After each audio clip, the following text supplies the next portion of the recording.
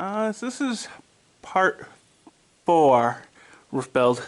I got the metals in. So this video is cut some blocks, finish putting the blocks in, putting in the rest of the metals, something and something. It's looking pretty good. Alignment wise. So at this point it's ready for the sheathing.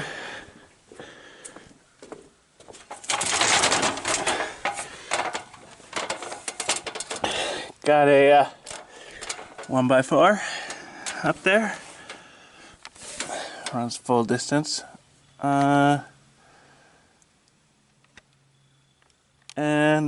it's no particular height over the tops of the rafters, but in general it's maybe like an inch or so, and this is like 3/4 plywood, so like if I drop screws or something, they'll hopefully, you know, stay here rather than rolling off, you know. These are just nice and light, you know, they're strong enough to do the job, and light enough to, you know, make it easy to put them in and out. So basically what I'm going to do is, there's my stack of wood. I'm going to throw a stack of plywood. I'm going to throw the plywood up here. And this first row, you know, it's doable from out there, but it's easier to do from this ladder. So once I got my first sheet up there, you know, I'm going to stand on the ladder in here and kind of just lean over and screw everything, you know. Once I got the first row of sheathing on, and this isn't going to be a complete sheathing, so I need, next order of materials is going to be the last of the rafters, you know, so I'm just going to do however many sheets I can up to here, you know. Kind of full sheet, half sheet, full sheet, half sheet, like that.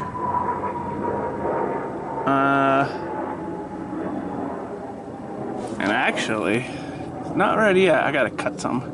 So I'm gonna cut a couple of those sheets, drag them down here and cut them, and then throw them up. You know, my starter courses, get those pre-cut. You know, because those would be, you know, 3 inches or so less than a full sheet, 3 inches or so less than a half sheet, so that they end up on a center of a rafter.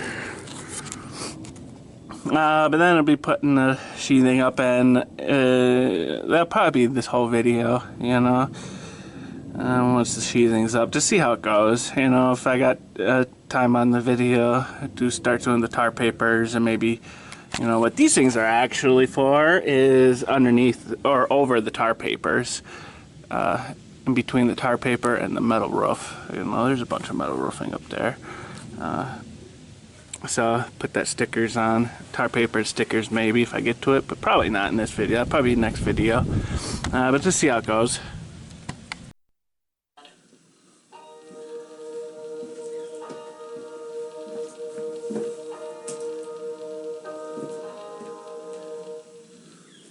Britain's House of Commons has just chosen a new speaker. He's Sir Lindsay Hoyle, a member of the opposition Labour Party.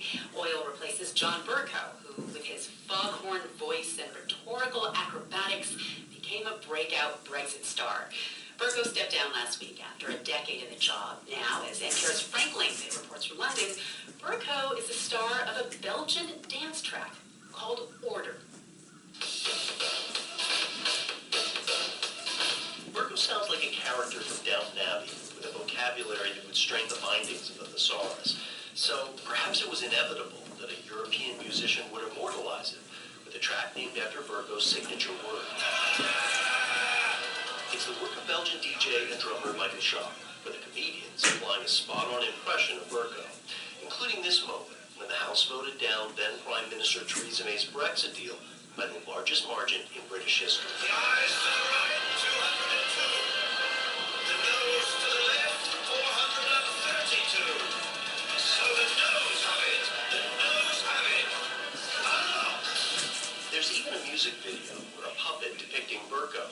warns British lawmakers to behave themselves, just as the real Virgo did.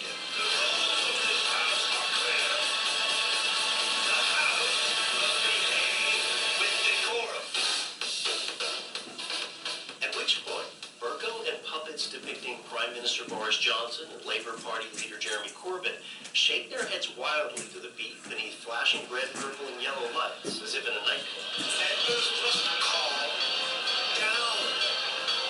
This debate must be conducted in a seemly manner.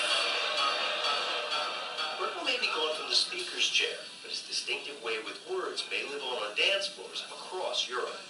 Frank Langford, NPR News, London.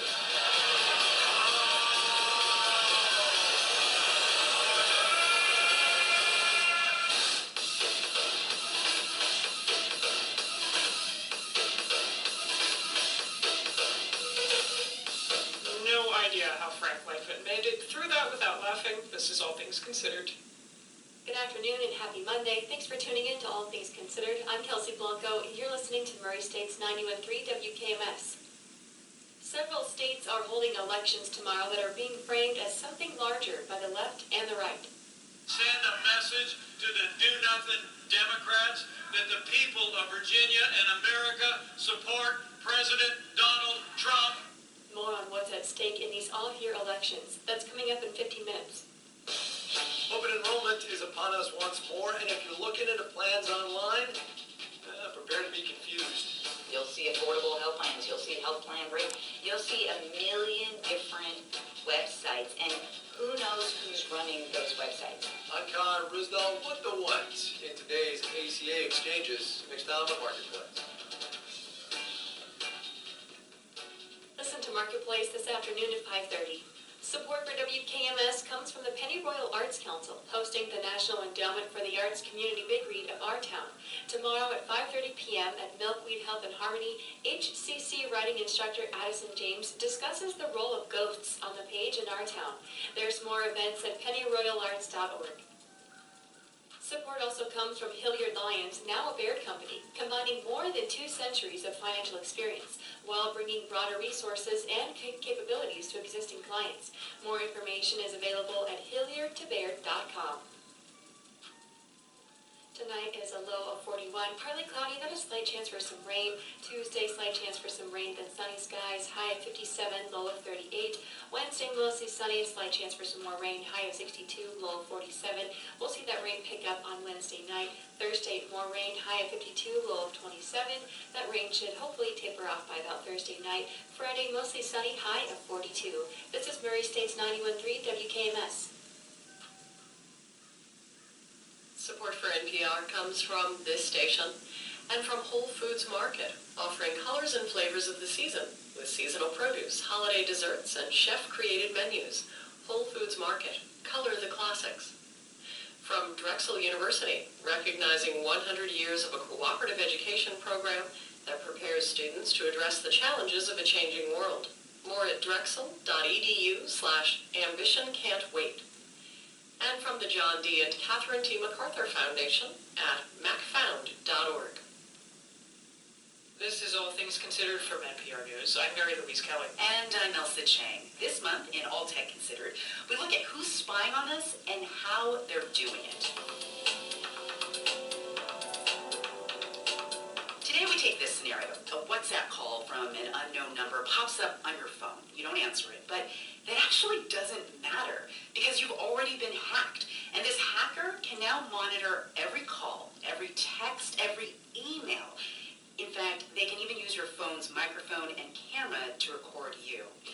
Nicole Perlroth is a cybersecurity correspondent for the New York Times, and she joins us now to discuss who is making this technology and how governments are often their biggest clients. Welcome. Thanks for having me, Elsa. So I know that you've been reporting on this technology for quite some time now, and then just last week, WhatsApp sued one of the companies that makes the spyware. The company's called NSO Group. Tell us a little bit about this company and what happened to instigate this lawsuit. So a couple of years ago, NSO was really dragged into the spotlight. We'd never heard of them before when their spyware was found on the phone of an Emirati human rights activist, Ahmed Mansour. So for the last 2 years, researchers and journalists have been tracking the use of NSO spyware all over the world. But last week what happened was WhatsApp came out and said that they had uncovered evidence that NSO spyware had been used on some 1,400 WhatsApp users, including a group of about 100 journalists, human rights activists, human rights lawyers, religious leaders, in a class of targets that looks like the spyware is readily being abused. And where are these targets? Are they all over the world? They're all over the world. We know they're in Bahrain, we know they're in Mexico, we know they're in the UAE, just based on the country code numbers of the WhatsApp numbers that were targeted. But then over the weekend and late last week, a number of about 24 human rights lawyers, former journalists, peace activists in India came forward and said that they had been notified by WhatsApp that their phones were being spied on using this spyware. Wow, so this spans several continents. And what are the legal rules that might hold a company like NSO Group responsible for what its customers, what these governments do with the spyware it purchases? It's really a black hole. NSO Group says it vets governments based on their human rights records before it will sell its spyware to them, just because it is such a powerful hacking and surveillance tool. But once that spyware gets into government's hands, it's really impossible for NSO Group to have any insight into how its spyware is used or abused by some of its clients. Yeah, I read that NSO Group says it sells this spyware on the explicit condition that the spyware can only be used to investigate criminals or terrorists, but realistically there is no way NSO Group can enforce how its product is being used ultimately, right? That's right, and they've said really the only time that they're able to investigate abuses is when it comes up in the press or by reports by privacy activists and researchers.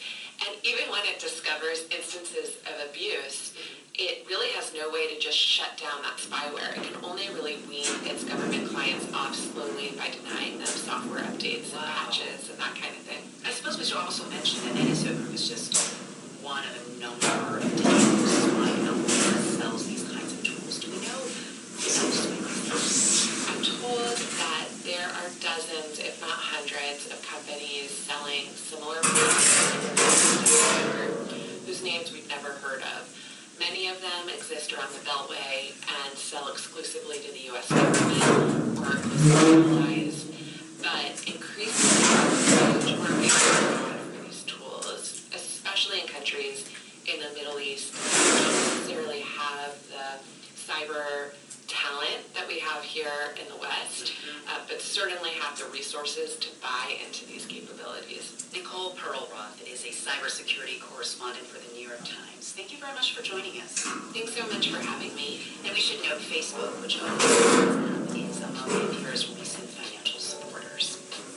Support for All Tech Considered comes from C3.ai. C3.ai's software enables organizations to use artificial intelligence at enterprise scale, solving multiple business problems. Learn more at C3.ai. And from Ultimate Software, dedicated to putting people first, with solutions for HR, payroll, and talent management. Learn more at ultimatesoftware.com. To Florida now, where invasive species are a big problem. The state's Department of Agriculture says at least 2 invasive species are established there every month. They're brought in through cargo or by visitors. NPR's Greg Allen reports that Florida researchers are making progress in a battle against one such pest, the invasive plant Brazilian pepper. On a cattle ranch near Fort Pierce, Kate Rotundo bends over a Brazilian pepper bush and taps on a small vial.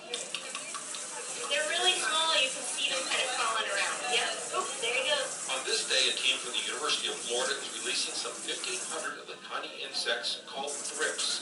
They, like the plant, come from Brazil. What's the actual name of the thrip? The scientific name? Yeah. The Pseudophilophrus ichneuo. I'm just testing it. Yeah.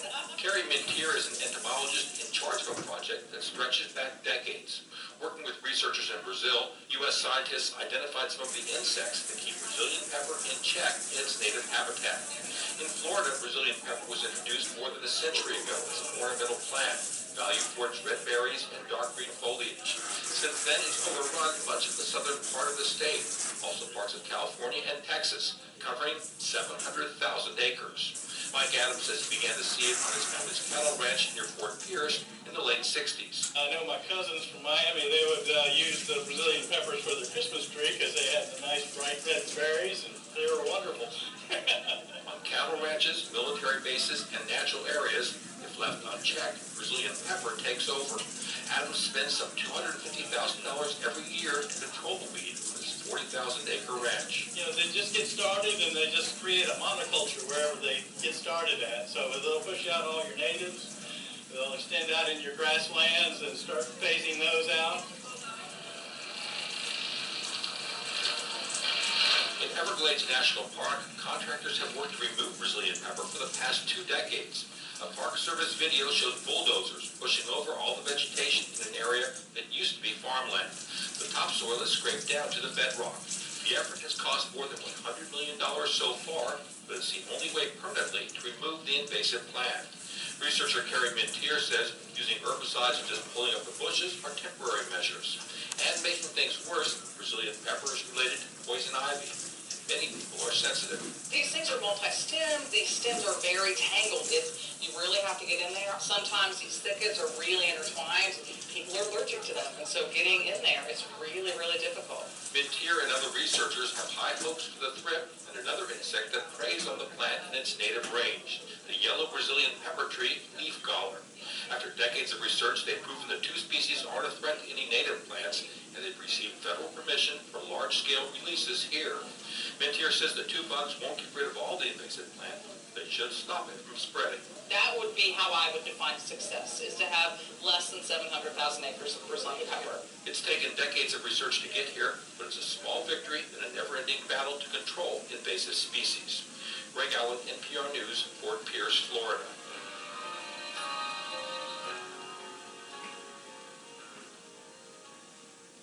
This is NPR News. 40 years ago, Morning Edition made its debut on NPR, but the show was almost canceled before it even started. It was very chatty.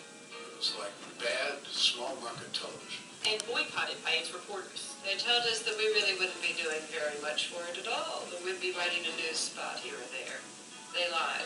The rocky beginning of a show that almost wasn't. On the next Morning Edition from NPR News. Wake up with Morning Edition tomorrow from 5 to 9. Support for WKMS comes from Barkley Regional Airport in Paducah, challenging travelers to consider the numbers when booking flights for holiday travel. Now with a 3rd weekday flight, Barkley offers travelers an option close to home. Booking information for the holiday season is available now at united.com. This is Murray State's 91.3 WKMS. Just ask your smart speaker Alexa or your Echo Dot to play 91.3 WKMS. It's 3:30. Stay tuned for more All Things Considered.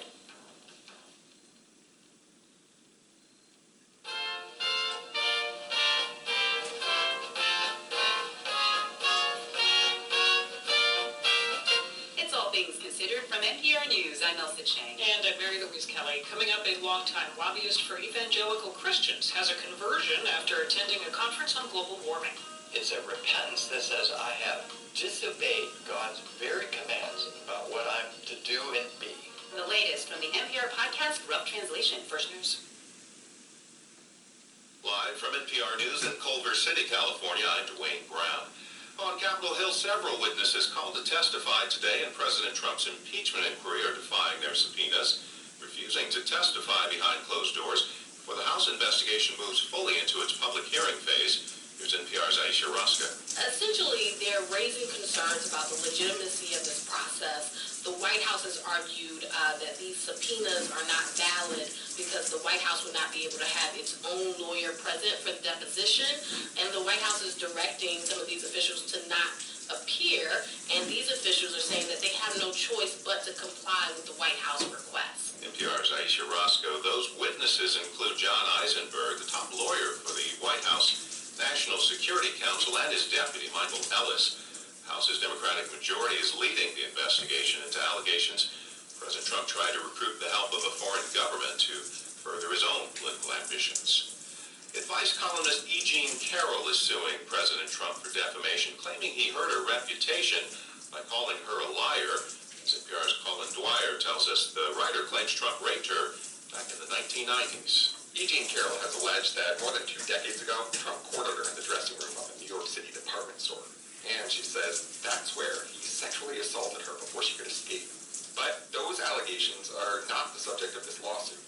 This suit is about what came after she published the claim. First in New York Magazine and then in her own book. President Trump denied the incident and denied even knowing Carroll. He said she was, quote, totally lying. And Carroll says those comments hurt her stature as an advice columnist. Her defamation lawsuit is not the first to be filed against the president. A former contestant on The Apprentice also sued him after he denied her claims of sexual assault. Colin Dwyer, NPR News, New York. Stocks finish higher on Wall Street. You're listening to NPR News. A U.S. envoy attending an annual meeting of Southeast Asian leaders in Thailand over the weekend invited them to a special summit here in the U.S. on behalf of President Trump, who skipped the gathering for the second straight year. Michael Sullivan reports from Thailand. National Security Advisor Robert O'Brien read the invitation from President Trump to delegates attending a U.S.-ASEAN meeting on the sidelines of the summit. The message invited ASEAN leaders to a special summit in the U.S. at a time of mutual convenience early next year. The U.S.-ASEAN meeting would normally be attended by presidents or prime ministers, but in Trump's absence, 7 of the 10 countries pointedly sent their foreign ministers instead. O'Brien used the occasion to take a swipe at China over its intimidation of countries with competing claims in the South China Sea. For NPR News, I'm Michael Sullivan in Chiang Rai, Thailand.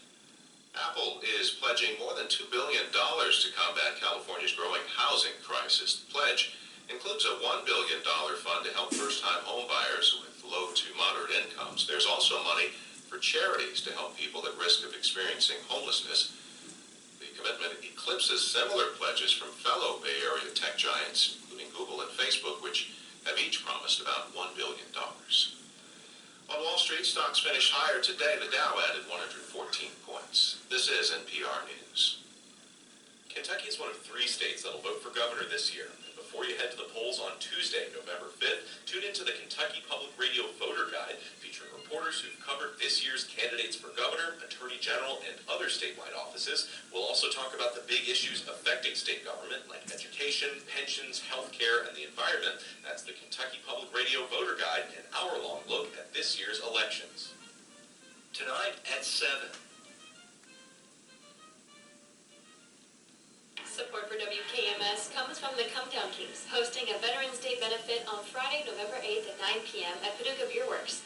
The Down and Dirty Alternative River Rock Band plays with special guests Todd Belt in 2 weeks' notice. All proceeds benefit disabled combat veterans. There's more info online at facebook.com/ComeDownKings. It's just after 3:30. I'm Kelsey Blanco. Stay tuned for more All Things Considered. You're listening to Murray State's 91.3 WKMS. Support for NPR comes from this station and from Right at Home, providing in-home senior care with custom care plans, trained caregivers, and scheduling options to meet the needs of seniors. Learn more at rightathome.net/NPR. From Fidelity Investments, taking a personalized approach to helping clients grow, preserve, and manage their wealth. Learn more at fidelity.com/wealth. Fidelity Brokerage Services, LLC. And from listeners like you who donate to this NPR station. This is All Things Considered from NPR News. I'm Elsa Chang in Culver City. And I'm Mary Louise Kelly in Washington, D.C. Tomorrow is Election Day.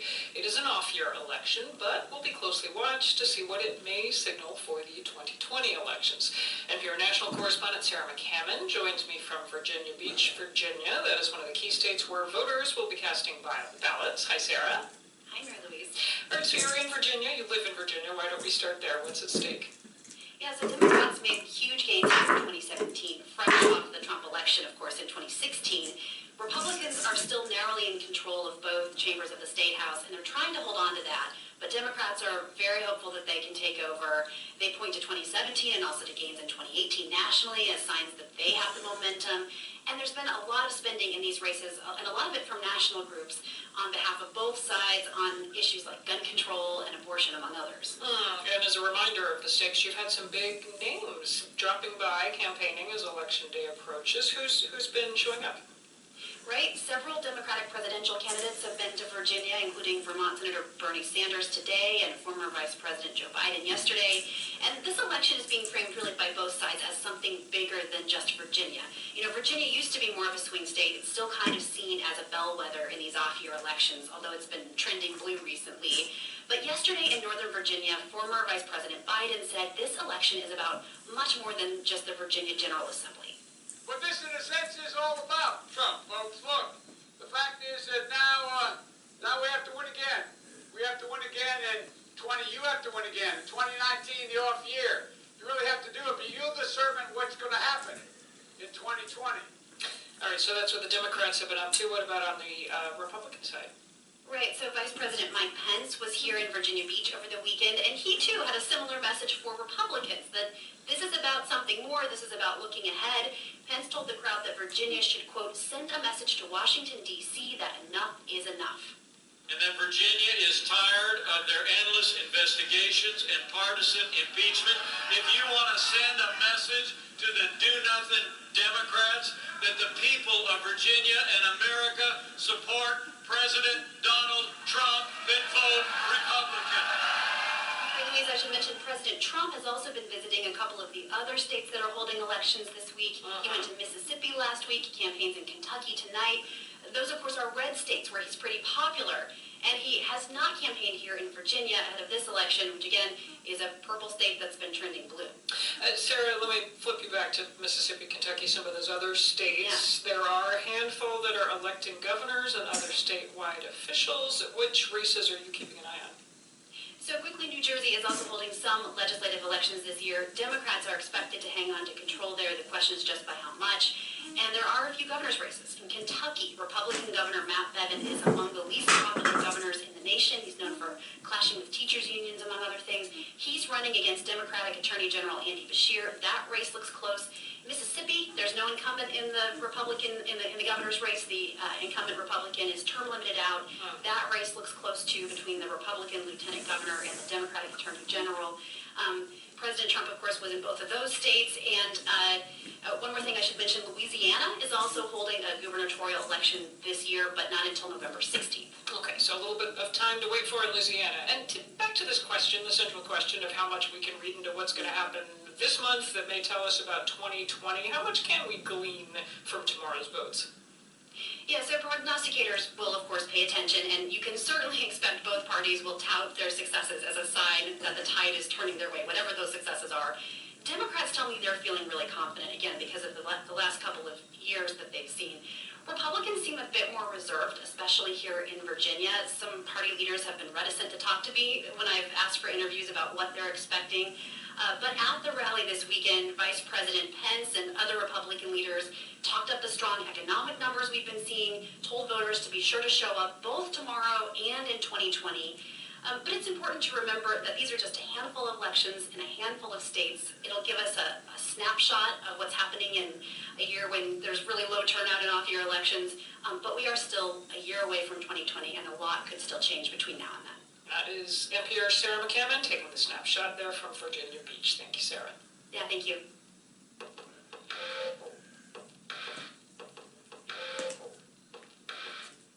The Trump administration has formally told the United Nations the U.S. is pulling out of the Paris Climate Agreement. The State Department sent a letter to the UN that said basically, we don't want to be part of this deal anymore.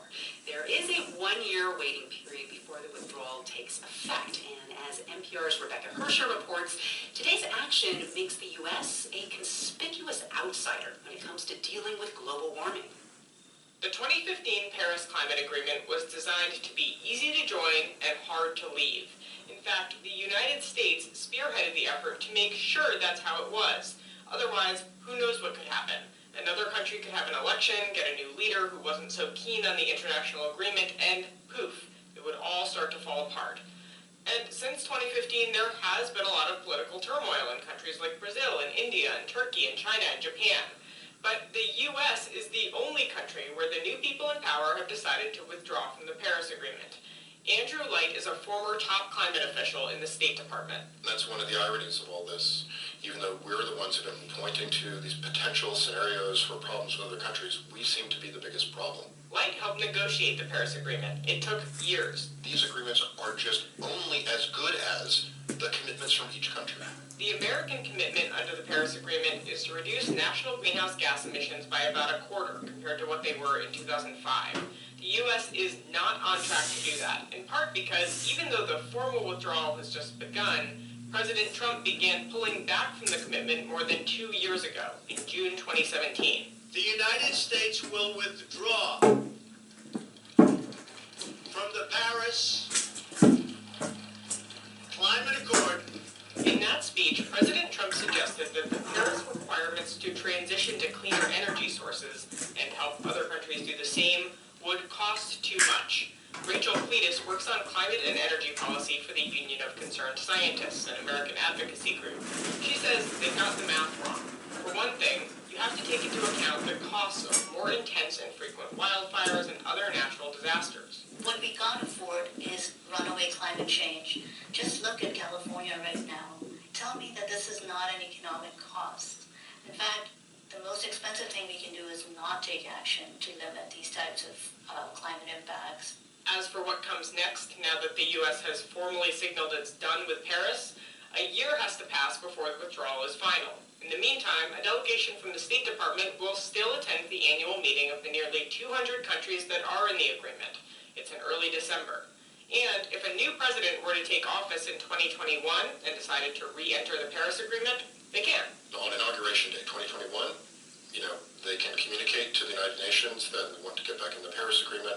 It takes 30 days for that to happen. So that's pretty much the easy part. The harder part will be pushing to get the U.S. back on track to reduce greenhouse gas emissions before the most catastrophic effects of climate change are inevitable. Rebecca Hersher, NPR News.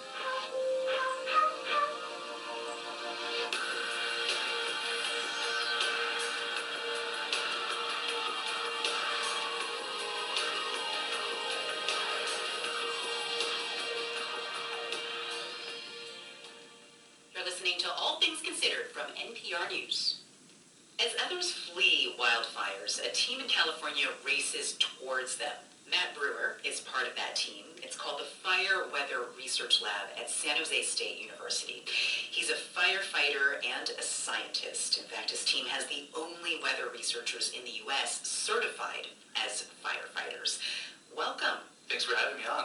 I understand you have been right next to some of the biggest fires in Northern California. Can you just describe for me what you've seen? I've seen some really intense stuff. I've seen flames reaching the tallest trees you've ever seen, probably flame lengths of over 100 feet easily. And I've seen fire jump more than a kilometer ahead of a fire front and just start new fires and continue on down a slope. It's been a lot of wild stuff in my 2 years here at San Jose State. Explain how studying the weather helps prepare people for future fires. One thing in particular we are looking for is to see burning embers of fire within the smoke plume and seeing how far and how fast they travel, as well as collecting samples of them on the ground to get a general size and shape of them. And by tracking how far or how fast these embers are traveling, how does that help inform how future fires will move? We can use some of this data to advance current models of fire progression, because these embers are very important for predicting the progression of the fire on wind-driven fires, especially because these embers can start spot fires downrange of the burning fire front and even start houses on fires if they land gutters, on roofs, etc. So the more accurately you update these models based on, say, like the movement of embers in previous fires, the more people can prepare.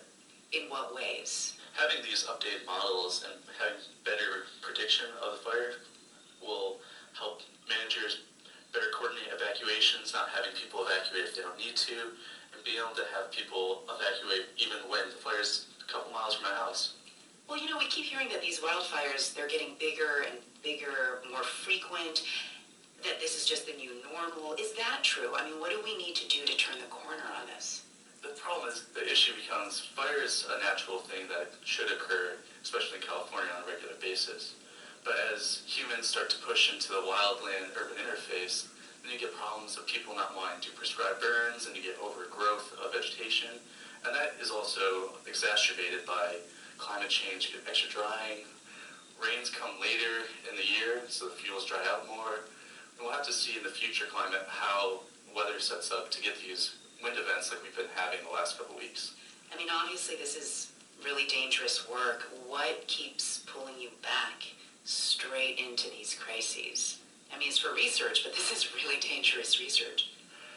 It's really exhilarating to be there, like when we first went to the Kincaid fire on the first night of ignition, being on the ground, watching the fire, collecting brand new data with our new radar. It's just a really exhilarating feeling. Also, the fact that I hope to one day use this data to improve current models and help have a better understanding of fires and fire prediction and things along those lines. Matt Brewer is a member of the Fire Weather Research Lab at San Jose State University. Thank you very much for joining us today. Thanks for having me.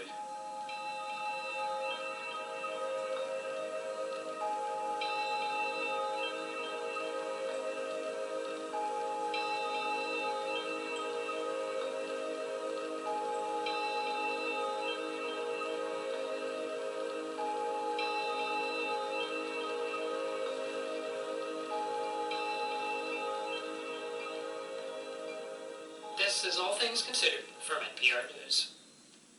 This is Murray State's 91.3 WKMS. Party affiliation is a good indicator of a voter's views on many political issues. Then there's gun control. The distinctions and gaps that exist along the gender lines are unusually wide. Women are much more likely than men to favor controlling gun violence over protecting gun rights. A closer look coming up in 19 minutes. On the next Fresh Air. Help me lay my weapons down. Help me give the love I feel. Allison Moore, the country music singer, has a new memoir that's about coming to terms with the murder-suicide of her parents in 1986, when she and her sister, singer Shelby Lynn, were teenagers. Join us.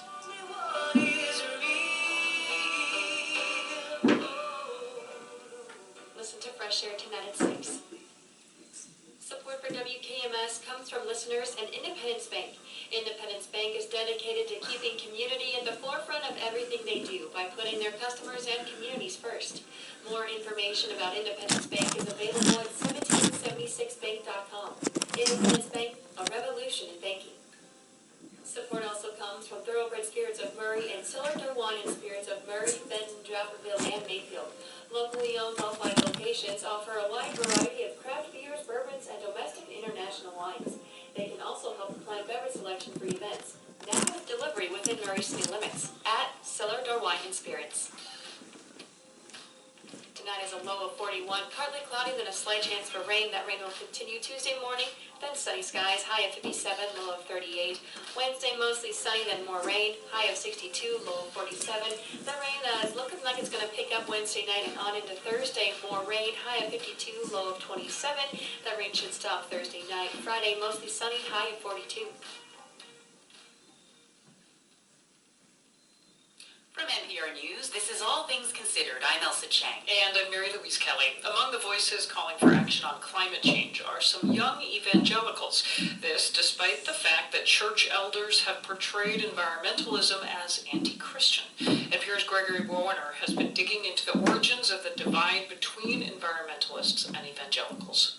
Rachel Lamb is the co-founder of the group Young Evangelicals for Climate Action. But throughout her childhood, she'd always been taught to be suspicious of mainstream science. And then in high school, she decided to take an environmental studies class. I was like, I've inherited skepticism about this. So I took it, and I was like, oh, wow. Like, as a Christian, I had to take this seriously, and I had to do something about it. Protecting the earth seemed completely in line with the values she learned in the church. It's biblical and so connected fundamentally to what it means to be a Christian. Why is it that all of these Christians that I knew didn't see it that way? And that question, why is there a divide between environmentalists and evangelicals? It led me to meet a guy who actually helped create that divide. That's me. That's you, right? Yeah, that's Richard Cizik at about 12 years of age. For most of his life, Richard Cizik was what he calls a lobbyist for 30 million evangelicals. He represented the National Association of Evangelicals, the NAE, Reagan, and helped helped create the political partnership between evangelicals and the Republican Party. And then, in 2002, he went to an international conference on global warming, and there he had a conversion. To the science. Help me understand, what's the difference between just going and having hearing some convincing science and being persuaded to actually having a conversion? My conversion was a repentance for all the disbelief and wrong-headed attitudes I had. It's a repentance I have disobeyed God's very commands about what I'm to do and be. As much as evangelicals see eye to eye with scientists, there was a growing eco-theology known as creation care. And Jesus says, this is a Creation Care TV ad from 2005. what would Jesus drive? So Cizik, the evangelical lobbyist, started throwing his lobbying muscle behind creation care. He'd cite Bible passages like Revelation 11:18, the time has come to destroy those who destroy the earth. He gave a college tour and found that climate issues were energizing young evangelicals. He started persuading some environmentalists to use language that of Americans. Even Al Gore started speaking creation care lingo. I believe that to glorify God, and you cannot do it while heaping contempt on God's creation. Cizik hoped to be between environmentalists and evangelicals, and he wanted to show that evangelicals could stand up for a broader set of issues than just called culture wars. And so he was excited to get a call in early 2006 from Vanity Fair magazine. They asked him to be part of their green issue of environmentalist influencers. I go up to this brownstone with my suit on, pinstripe suit, I'm ready for a photo shoot. And I'm just shocked. There's this whole room that's filled with water. The celebrity photographer tells him, now take your shoes off.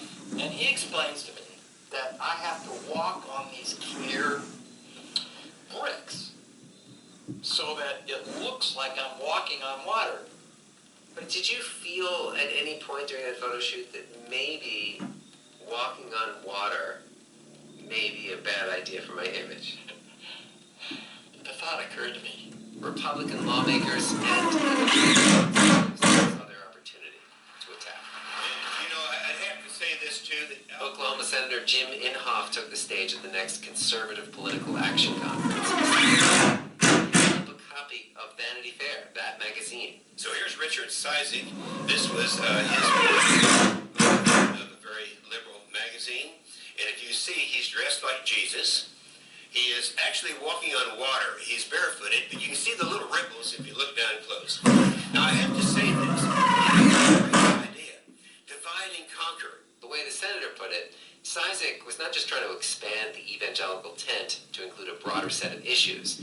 He was trying to break up the marriage in the Republican Party. If they could somehow drag the evangelicals away from their pro-life stance, all their conservative agenda, their core values, and put them into this environmental stuff, then they win and we lose. It's like, as a Christian, you're either pro-life or pro-environment. You can't be both.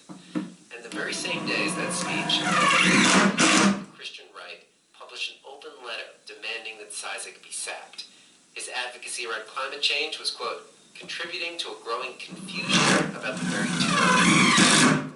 See, you key in on what was my motivation here. Cizik says he wanted to invite that confusion. He wanted it to be possible to vote Republican on some issues and Democrat on others. And he says he recognized in climate change an issue that might have enough biblical appeal to Christians to blur those lines. My motivation wasn't solely about climate change. No. There was something more at stake, which was who we are as evangelicals and where we fit in the American scene politically. The amazing thing was, his gambit worked. His employer, the National Association for Evangelicals, with all its conservative board members, voted to support him. In 2008, Cizik was listed in Time magazine's 100 most influential people of the year. And that December, he sat down for a radio interview. Richard Cizik, welcome back to Fresh Air. President Obama had just been elected, but not yet sworn in. So I'm going to ask you, no it's your right to not tell us. So. Now at this point, Richard Cizik, like King David from the Bible, had outlasted everything that his opponents had thrown at him. They called on him to be silent. He dipped his toes in controversy, actually his whole foot, and on camera, and now Terry Gross is asking Terry, let me answer it this way. In the Virginia primary, I voted for Barack Obama. Days after that interview aired, Cizik was fired from the job he'd held for 28 years. He admits that it was much harder for an evangelical leader to come out in support of climate action. If I'm a divider, I'm a divider. Better it be over an issue like the survival of the planet than over something less significant. There's another legacy of Richard Cizik, that eco-theology, creation care. A recent poll found that evangelicals, more than any other Christians, respect stewards of nature. And so Rachel Lamb, the young evangelical we met at first, she never uses divisive language environmentalist, even to describe herself. And she always opens up conversations about the planet by talking about the Bible. Like, for one, the earth is the Lord's, and everything in it. That is Gregory Warner. He's the host of NPR.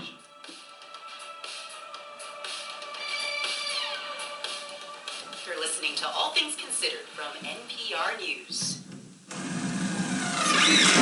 Comes from this station and from Warner Brothers Pictures, presenting The Good Liar, a suspense thriller about the secrets people keep and the lies they live, starring Helen Mirren and Ian McKellen. The Good Liar, rated R, only in theaters November 15th.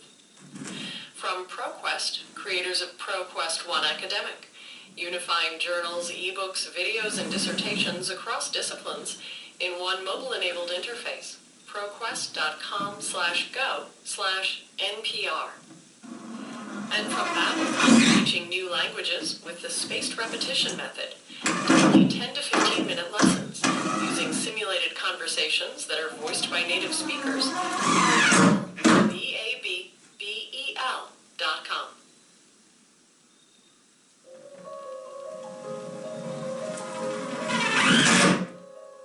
This is WKMS FM HD Murray, WKMD HD Madisonville, and WKMT Fulton with news and music at WKMS.org. We're part of the educational mission of Murray State University. Support for WKMS comes from the Penny Royal Arts Council, hosting the National Endowment for the Arts Community Big Read of Our Town. Tomorrow at 5:30 p.m. at Milkweed Health and Harmony Emporium, HCC writing instructor Addison James discusses the role of ghosts on the page in our town. There's more events at pennyroyalarts.org. It's 4 o'clock on this Monday. I'm Kelsey for All Things Considered. We've got Marketplace next at 5:30, Fresh Air at 6, and World Cafe at 7. This is Murray State's 91.3 WKMS music at 88.9 Murray, 92.5 Paducah, 105.1 Madisonville, and WKMS.org.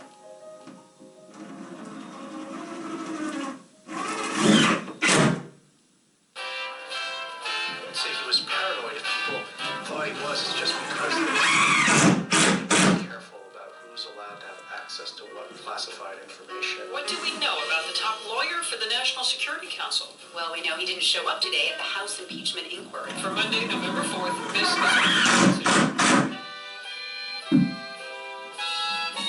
I'm Mary Louise Kelly. And I'm Elsa Chang. This hour, 4 administration witnesses defy subpoenas and refuse to appear for closed-door depositions. Also, why women and men do not always see eye to eye on gun control.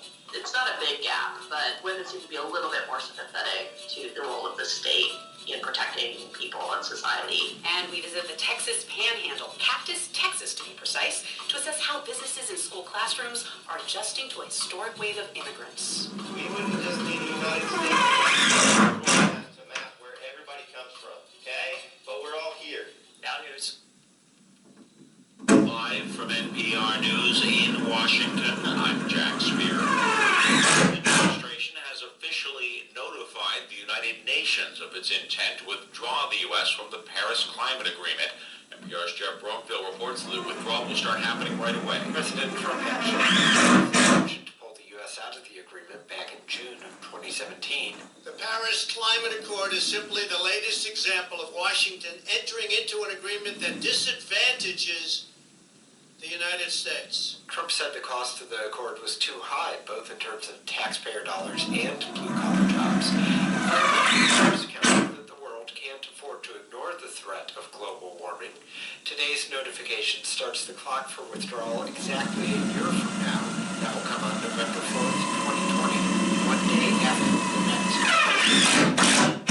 Jeff Brookfield, NPR News, Washington. Several key witnesses in the impeachment inquiry into President Trump's dealings with Ukraine are defying their congressional subpoenas, citing legal advice. NPR's Windsor Johnson reports House Democrats say that amounts to further evidence of obstruction against the president. House Intelligence Committee Chairman Adam Schiff says the witnesses' refusal to appear for closed-door depositions will help build the case of an obstruction of impeachment against Trump. Today we have 4 additional subpoenas to add to the list of a potential charge involving the President of the United States and his obstruction of constitutional duties.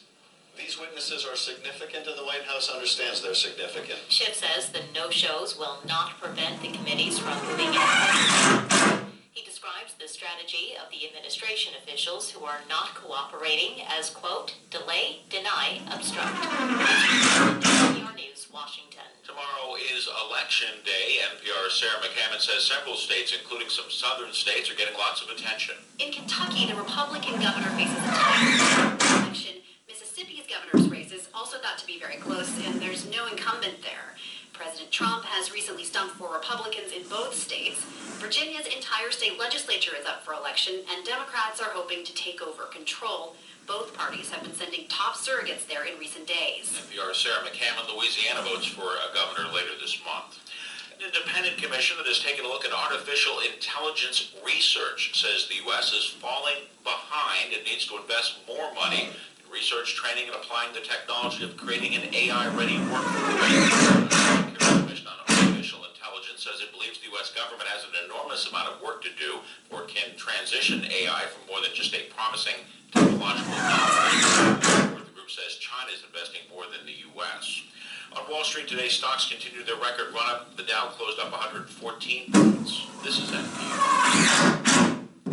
For WKMS News, I'm Dalton York. It's 4:04. Billboards are going up in Illinois, encouraging businesses in that state to invest in Kentucky. As Lisa Autry of member station WKYU reports, the Commonwealth is using the signage to promote better tax rates and less red tape for companies. Southbound commuters on I-57 from Chicago to the Kentucky border will see a series of billboards highlighting what the Commonwealth cites as business advantages, including lower corporate income tax rates, lower industrial electricity costs, and the repeal of more than 600 regulations. The Kentucky Cabinet for Economic Development says it's received dozens of inquiries from Illinois-based businesses looking to relocate or grow in Kentucky, and attributes that interest to passage of right-to-work legislation and tax reform. The 6-month billboard campaign will highlight the state's 3 international air cargo hubs, as well as build-ready locations. If he wins re-election, Governor Bevin says he'll propose other measures to make industries, such as phasing out the state's use of an income tax and increasing sales taxes. Bevin is seeking governor against Democratic nominee and Attorney General Andy Beshear. In Bowling Green, I'm A series of bills pre-filed by Kentucky Democratic lawmakers on Friday take steps to restore felons' voting rights and access. One bill co-sponsored by Louisville Representative Charles Booker would let state voters weigh in on a constitutional amendment to give voting rights back to felons who complete their sentence. 4 other bills from Louisville Representative Maria Stevens would expand voting by allowing in-person early voting on the 3 Saturdays before an election, establish same-day voter registration, and make voter registration automatic when Kentuckians apply for or renew driver's licenses. Cirillis says she filed the bills because it should be easy for more people to vote. Government is supposed to serve regular people, so we need to make it so that regular people can use that voice through their vote. The Kentucky General Assembly convenes in January. For WKMS News, I'm Dalton York. Support for NPR comes from NPR stations. Other contributors include Home Advisor, committed to helping homeowners find the right pros for their home projects. Homeowners can read reviews, book appointments, and check cost guides for home projects at Home Advisor or on the mobile app. This is all being happening in Culver City, California. And in Washington, D.C. Today, the story of the House impeachment inquiry was the story of what did not happen. 4 senior White House officials were supposed to appear on the Hill to testify. They did not show up. Here to explain why, correspondent Maura Eliason. Hey, Maura. Hi there. We're, more than a month into this now. Some people called on to answer questions show up, others do not. Why did those on today's not appear? Well, it is a little confusing because the White House, of course, said very famously that they didn't want to cooperate at all. Right. Some people have honored the subpoenas. Other people believe they have legal grounds to be immune from testifying to Congress. Their lawyers, after having been directed by the White House not to